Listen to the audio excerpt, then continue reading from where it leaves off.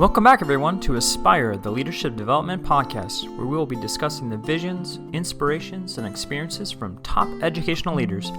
My name is Joshua Stamper, and you can connect with me on Twitter or on Instagram at Joshua_Stamper. Welcome back, everyone, to the 25th Aspire Mailbag with my good friend, Teach Better teammate, the COO and co-founder of Teach Better. I like to call him my bandmate, Jeff Gargas. Bandmate? Yeah. Bandmate? We're in a band now? I think that's kind of cool. We have talked about that. We do talk about that. I always forget that we talk about that too, because Chad and I always talk about that. But we do too. 25, I think I say this every time we do this because it's a little bit of time in between each one of these, but 25 seems like a lot. I think that seems like a lot of, like it's higher than it should be. I'm starting to question your mental capacity at this point, that you can stay with me for this long. Josh, if we're being honest here, you've had me on now for 25 times, so I think you're the one who we should be questioning at this point, my friend. 25. It has been a little while since we've done one, though. No, it hasn't been that long. You're thinking of the hiatus that we had, and then, we had our good friend Brett Hughes on. Yes, that's right. We had Brett, yeah. Canadian flavor on there. Yes. And he killed it. And now everyone's stuck with just the two of us. We put the bar up, and then we brought you right back down. We got to level them out a little. Keep you on your toes. Good stuff. It's good to be back. It's good to be back. You doing all right, man? I'm doing great. Exciting stuff. We got some good questions to talk through. So I'm pretty excited about the 3 questions we got tonight. So, all right. So we could probably just jump into this because we got a lot to talk about this evening. But for those who may not have listened before, we reached out to you, the listener, to ask for some leadership questions via Twitter, Instagram, and Voxer. And thank you to everyone because you always come through. And in the past episodes, we have answered anywhere between 3 and 5 leadership questions. The questions tonight are ones I think are going to be kind of lengthy responses. So we just chose 3 for tonight. So Jeff, I know you know the routine, but are you ready, buddy? I love that you say it's going to be lengthy as if I'm not always lengthy. For those who may not know, buckle up because Gargas is going to be on a roll. Let's do it. What's first? All right. So our awesome friend Kyle Hill, who is a part of the podcast network, he reached out. And I think this might be a first question for him. He wrote, in my position, I work with a lot of first-year teachers. This year has taken its toll on so many of them. What suggestions do you have for supporting your year 1 teachers who are going through the final stretch of the first year and into the summer so that they are ready to continue and be refreshed? Ooh. Yeah. Good question. What a year to start an education. Any of these last couple of years, right? I feel like we've said this so much over the last couple of years, but I feel like it still stands true that the first word that comes to my mind is grace, and not you don't have to meet the standards of we've set in our district, or not that you don't have to continue to improve and be better, but just the grace of understanding, like, it's hard to start new and go through your first year in whatever the world was like when it was normal. Mm-hmm. The last couple of years, it has been even crazier for a new teacher because there's been so much consistent and constant change that it's been really hard for even the most veteran of veteran teachers to get back into a groove. So let alone for a new teacher who's figuring out how does this new job work from a logistical standpoint, but from a classroom management standpoint, from my colleagues and communication and all that, and what kind of teacher am I going to be, and relationships with my kids. And then you throw in all this ups and downs and craziness that's been going on. I think grace is huge. I think it's going to take teachers a little longer than it used to get and find themselves as teachers, right? So I think anything you can do to find additional ways to support your new teachers, utilizing and leaning on your veteran staff and those, the teachers that you already have in place without demanding it or putting too much on there, but giving the opportunities for those new teachers to connect with and ask questions and know that they are in an environment where they can ask silly questions that they might think are silly, right? And they can continually question. But I think just understand it. And I think most administrators, most leaders do. Like, we know where we're at. We know what the world's been like the last couple of years. So I think it's already there. So I don't know that I'm saying anything that leaders aren't already thinking and doing, but I think just a reminder of, like, hey, this is tough when the world's normal, as is just teaching in general is tough. It's really tough right now. And it's probably not going to be a whole lot better next year. It's going to be tough again still. Yeah. So I think just continue to have that, just know that, and let them know, let new teachers know, like, hey, like, I know it's tough and it's okay that you don't know everything. You just got here. Ask questions, reach out to people, lean on your veteran teachers. They're going to help you. Yep. And I think just continuing to build that environment of growth and support, I think is key. Yeah. Well, and I think to go with the grace piece, which is huge, I would say scaling down. What is the most important aspects of the job for a first-year teacher? I think too often we load everything up to give them every piece of the job, and then they feel like they're just overwhelmed, they're drowning, and they can't gasp for any air because there's just so many initiatives, so many procedures. Classroom management, typically for a first-year teacher, is a huge issue. So just the whole, what is the most important piece, and chunking it so that you're just adding a little bit at a time and realizing that it's not a normal year. We can't give them every single thing right now, and just allowing them to really master certain aspects that are extremely important for a first year teacher. And I think that goes along with the onboarding process, right? It's important to let them understand like what the culture of the building is, what are the most important initiatives, what is some certain things that they need to understand. And then with that onboarding process is a mentorship piece, right? Like who's your veteran teacher that you can hook up with them, that they can ask a million questions and get some feedback. And the feedback piece I think is huge also, especially at the end of a school year, because they want to know like, how can I improve? What did I do well? What did I need to work on in what areas? And then with that feedback of what they can grow in is like, what's the second year goal? What do you want them to improve on, right? So hopefully if we scale down, they only have a couple components that they've mastered. Okay, you've mastered that now. What are we going to do for year 2 to then like build upon the strengths that you've already have to offer campus? Yeah, I love the scaling down because it's priorities, right? I think so many of them, they don't want to drop the ball on anything. They want to do the best at everything, but that's just not possible. No. I think that goes for all the time, not just in the last couple of years. Right. So yeah, really scaling down and helping them understand what the priorities need to be. What are those key things to master in year 1? And get them hyped up. Like year 2 is easier.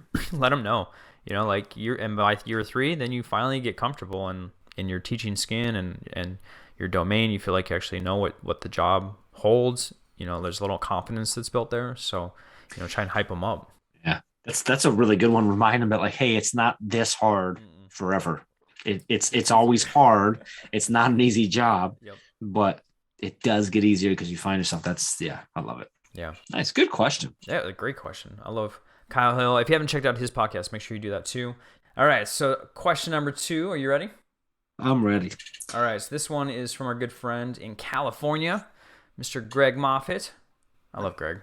Greg's a good dude. He's been on the Aspire podcast too before. If you haven't had a chance to check out that episode, I highly recommend it. Super wise principal, elementary principal out in California. So his question: 'tis the season of planning for next year while finishing the current year strong. What are some tips for staying present while dreaming big at the same time?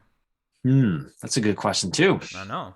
The thing that pops in my head is, I want to say alignment or connection might be the better word of when you're dreaming big, make sure that what you were thinking and what you're planning for your school and your team, your district, whatever, depending on what your leadership is, connects to what you've been doing. I think one of the most common things that we hear from teachers is this doubt that anything is going to stick around because they're so used to initiatives coming and going.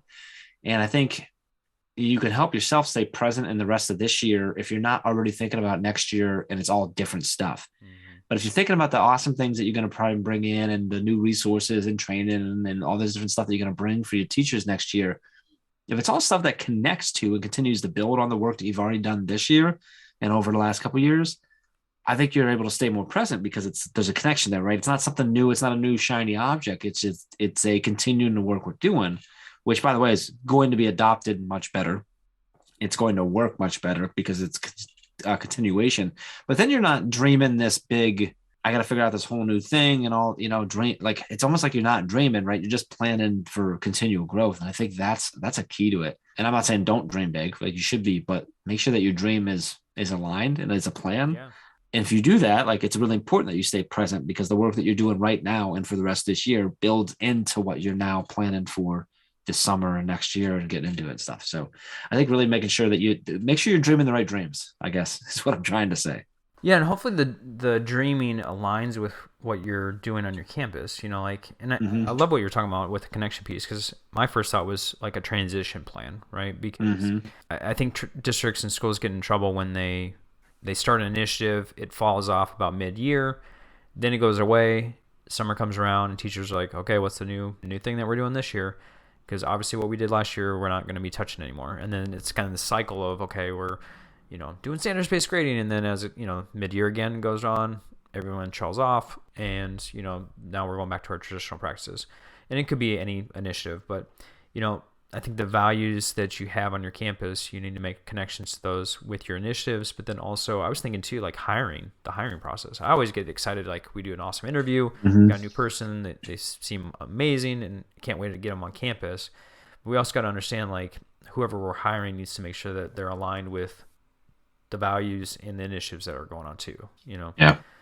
Because I think the teachers especially are the most important people on the campus. They're the ones that are touching every single student's lives with their teaching strategies. So like, that's such an important process. So like whatever you're dreaming, make sure, the people that you're bringing in for the next school year have to be in line with whatever your goals are for your campus, whatever your initiatives, whatever your dreams are. So that was kind of my first plan of like making sure that everything that you're doing, that you're spending a lot of time with the transition plan from whatever current year to the following year. Yeah. I'm going to go because something you just said and we kind of touched on was this like this idea of initiatives that come and go. It drives me crazy because like if you're not going to do it next year, why are you doing it this year? Like if you're not going to build on it and it doesn't mean you're doing the same thing, right? You're building on it. So if you're coming up with the new things that replace because you're not going to do what you did last year, like why did you do it last year? And that doesn't mean that you don't try something and realize it doesn't work. That's not what I'm talking about. Right. So if it just doesn't work and you're like, you know what? We tried it. It actually doesn't work with our style of teaching or our curriculum that we're using or the way, our student, our particular population. So we're going to not do that. That's different and should be explained differently to your staff. Like, hey, we heard you. We're going to change. But when we do these initiatives and it's like, all right, this year we did this, but next year we're doing that. It's like, what do you like? If you're doing the right things, they should all connect. Yep. There should be a connection, even if they're different things, right? Sure. Maybe because if you're talking about like standards-based grading or whatever, then you're going into personalized and mastery-based learning. Those connect. They cohesively go together. And I think that's where we make the mistake. We don't dream the right way to connect all those pieces to then share it with. And that transition part of that is making sure that everyone is on board and understands why we're moving this way, including, like you said, the new teachers, knowing how they're coming in and what role they fit. So I just want to reiterate that because that drives me crazy. So much money, we spend so much time, and then it falls off, and then the teachers get frustrated because they're like, "Well, why did I even start this? Because it's not sticking around." And I'm telling you, as someone who has been in hundreds and hundreds and hundreds and hundreds of schools over the last 7 years, we hear it all the time when you are not in the room. By you, I mean you admins listen, you leaders listen. When you're not in the room, they ask us, are we actually going to be doing this? Because they're not believing that it's going to happen. And a lot of times we don't know. We're like, well, yeah, we're planning on it. But like, so we've started now having those conversations so that we can answer those things because it's so common. So you got to do that. And I'm just thinking of a couple of teachers where when they realized it was and they saw the connection, the way that they approached it completely changed in such a positive way. Yeah. So I think it aligns with what Greg is talking about. So Greg, thank you for that question. This podcast is a proud member of the Teach Better Podcast Network. Better today, better tomorrow, and the podcast to get you there. You can find out more at teachbetter.com/podcasts. Now let's get back to the episode. And then we've got Mr. Superfan Alex Valencic coming through once again with our third question. I know him. I think I've seen his name somewhere. I've talked to him maybe or something. He's the one with the really cool socks, the Teach Better. He's got socks all the time and bow ties on occasion. He's also a Teach Better ambassador, a lead ambassador. That's right. I believe he's a mentor ambassador as well, but he's definitely a lead ambassador. And yes, he has a lot of Teach Better swag. He does. He might be the king. Yes, him and Nikki Jacoby, they're definitely they're battling. There's a few of them trying to come take that title. So awesome. All right. So what's Alex got for us? Yeah, Alex has got, as more conferences are returning to in-person, some are also offering a less expensive hybrid or remote option. How do you justify the cost of attending an in-person conference? And then he also put in like Teach Better 22. Jeez, shots fired. I feel like that was personal. That's a good question because I think that's something that's happening, right? More and more conferences are going to offer that type of stuff. We aren't for Teach Better, but that's honestly full transparency for you, the Aspire listeners, is that The reason we are not doing that is because we haven't put on a conference for a couple of years. So we want to make sure we could do a conference this year. And then as long as we can prove ourselves we can do that, we're probably going to look next year to offer the hybrid option and virtual options. I don't know. We'll see. As far as justifying, I really think it comes down to your reasoning of why you are potentially purchasing a registration to a conference. If the purpose and what you're trying to get, and neither one of these, there's no right or wrong here. Both of these can be right. Like there's 100%. If your purpose is purely 100% for the content, you just want to consume the content and to be able to take it back for ideas or whatever that purpose is, like it's harder to justify than in person. The virtual conference or a hybrid option, whatever, might make more sense for you. But if you're looking for, obviously you're always looking at the content, but if you're looking for that plus you're really you want that, the connections, the community, building up your PLN, your network and stuff, then that's how you justify it. Like I'd love to like make an argument for, our conference stuff. But for me, it's really like, I don't know that I can justify it without knowing your purposes of why you're going. So I really think that's what you need to look at. If you're trying to build that connection, really trying to build those, you can do that virtually. We've done that over the last couple of years, but you're going to get a stronger connection and community and piece of that when you attend in person. If you're just looking for the content, then yeah. I mean, I've done conferences where I'm like, this looks like good content, but I want to go to these 4 sessions, but I don't know that I need to go out and see people, and the cost makes it an easier decision. Yep. But if I want that connection, like, you got to go, as long as you feel safe, of course. So I think that to me is the answer to that is you got to justify it by your reasoning and what's the purpose, and are you going to be able to get that out of it or not? Yeah. So Jeff, I'm going to kind of twist this question a little bit because I've heard you speak on conferences and like education in general, seeking professional development outside of just like the PD that goes on campus. Why do you think that is in just like the world of education that people don't really get more professional development? Probably because they're not paid very well. If I'm being completely honest, but like, so if that what if like a district, like if money wasn't an issue, right? Like, oh yeah, it's campus or a district. Yeah, I think more and more I think more and more educators are seeing the power in that, and I think a lot of times it's for the connection, and that support, right? Because you don't always have that or the right kind or all the right fits for your network just down the hall, and you need that little extra, the outlet or whatever that might be. So I think more and more doing that. But that was something when I first came into this industry, from being in the world of business and stuff, that's super common, like for business folks, especially in the world of sales. Like sales people are constantly spending a ton of money, a ton of hours to go improve their craft because that made them better at the job, which means they're more likely to make more money and stuff like that. And, and potentially that, I actually think I just said it out loud. I'm like, oh, maybe that's what it is that educators sometimes, they can put a lot of effort in and they work really hard to get better and don't always get rewarded for it. It's true. Which is obviously a systemic problem, not an individual, necessarily an individual school problem and stuff. But I think we're seeing a shift of educators realizing that, I can be better at my craft. I can always improve. I think there's been this weird, I've never understood this, but like education is one of the only places where we're like, hey, you went to school, you're supposed to be an expert now. Right. And most other businesses, like you really start to learn how to do your job when you get there, which is true for education. That's really when you learn how to do your job. But like we expect that from, Joe, the accountant. He gets 90 days, 120 days where he can mess up left and right and not be perfect. Yep. Educators, for whatever reason, teachers were like, oh, you went to school 4 years, so now you know how to do all this stuff, like, which is just crazy. Right. Like it should take you years to figure that out after you get in the classroom. Yep.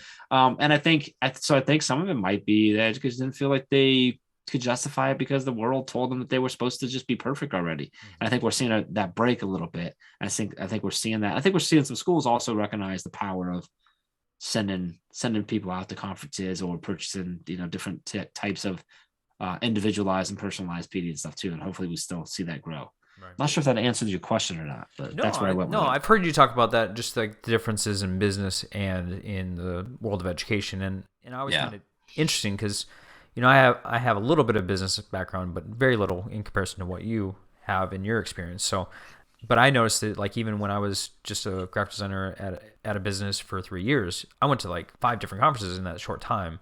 And then as a teacher, I think I went maybe to 1 in a matter of 6 years or 7 years, right? I mean, it wasn't something that was very common.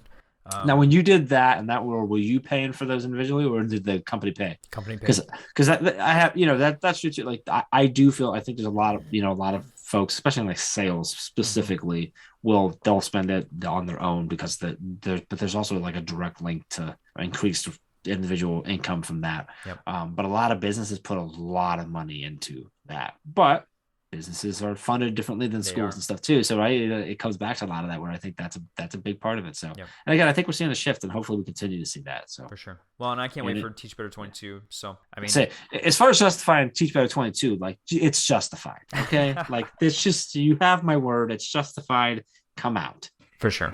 The connections that you will make are going to be life changing. That's how it was for 2019. So I can. That's where this all started. Like this whole all of it. The mailbag came out of that. The podcast network came from that. Then from the mailbox, you joined the team. Everything was from 2019. So I can't speak enough about what's coming. If you haven't signed up yet, make sure you do that. But what I'm noticing, you're wearing a new piece of swag.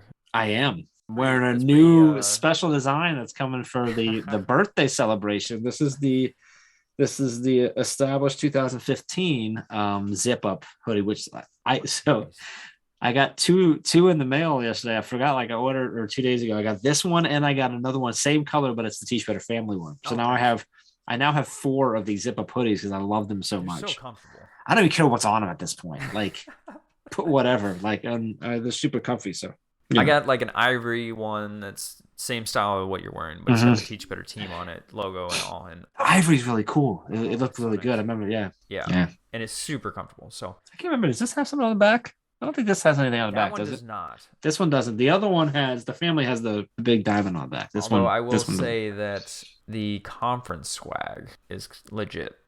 The conference swag is pretty cool. I'm not trying to give away too much away. Not even out yet, but there will be conference swag. There's going to be conference swag. And I can assure you that there's going to be all kinds of stuff all over the place. So, yes. All right. Last question. What is going on with the Teach Better team? Well, put them on conference. We are? Yeah, that's happening. So the conference is happening October 14th, 15th, but technically, so that's Friday, Saturday, but really you want to come in on Thursday and you want to go home late Sunday, or at least Sunday, late morning, afternoon Sunday, because we do have networking. We kick off on Thursday night. We have, sessions all day Friday with networking Friday, then sessions all day Saturday with networking Saturday, which was my favorite part of the last time. Our last conference was that when the sessions ended on Saturday, it didn't end. We still packed the bar again that night. It was great. So we have a good time. You would build those relationships. We're at a new venue. It's bigger. It's really cool. It's going to be a blast. And there's a lot of ways to get involved too, depending on what you do. So obviously you can come attend. So go teachbetterconference.com for that. And Josh, I don't even know if we have it. We should have it. I'm going to call it right now. Type in the code Aspire. Okay. And we'll take $25 off the registration. How's that? So when you go sign up, right when you get to the page on the Eventbrite to sign up, that code is when you click on tickets, it's up in the left. You got to find it. It kind of hides.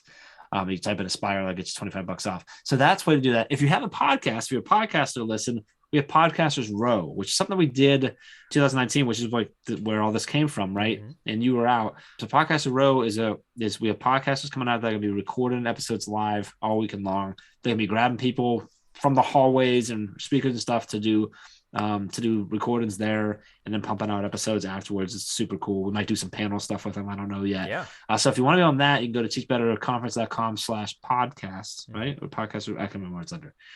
If you go to the conference site and you go under sponsors, you'll see sponsors, but you also see Podcasters Row, and you'll also see the bookstore.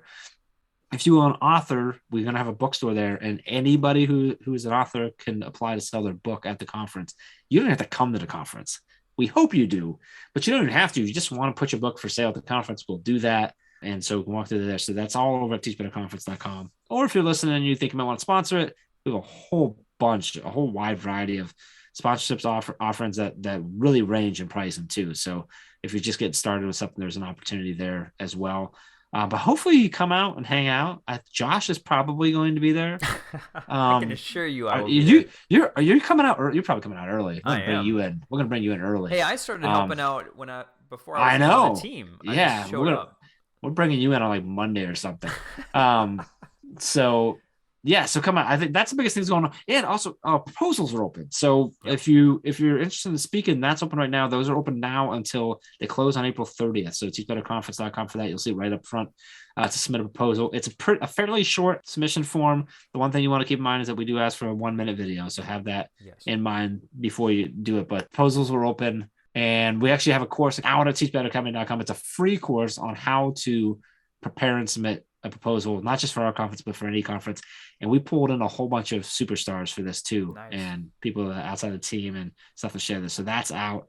What else we got going on? I think that's it. We'll call it. I want to go back to the sponsor thing because I thought I saw something about sponsoring something for you to wear. You can sponsor my shoes. Your shoes? Interesting. You can sponsor Jeff's shoes. You can sponsor Dave's hat or shirt, I think. You can sponsor something of Chad's. Or no, maybe it's Chad. I don't know. You can sponsor a lot of stuff. You can sponsor Ray's outfit, yes. And there's a lot of variety of stuff that you can sponsor. We're always open for like cool ideas too. That's funny. Yes. All right. Well, I'm super excited. I know there's so much more going on with the conference that I don't want to spill the beans, but if you're interested, definitely check out registration and then use Aspire code for $25 off of your registration. And we'll make sure that we have the link in the show notes also for you. Man, so much going on with the team. Lots of stuff. October needs to come as quickly as possible. I can't wait to get up to Ohio. We still have a lot to do, so it can wait a little bit. Like, slow down maybe just a little bit. Don't try and speed up time. Katie will hit you. No, Katie's all good. Yes, I really hope we see you all there. It'd be awesome to see the Aspire fans there and celebrating stuff. For sure. All right. Well, Gargas, I appreciate your time as always, my friends. You always give such insightful answers to these questions, and I want to thank the listeners too for always, sending in some questions. I know this is helping a lot of folks that are currently in their leadership role, especially in a tough year. So, Mr. Gargas, thank you once again. Appreciate you, brother.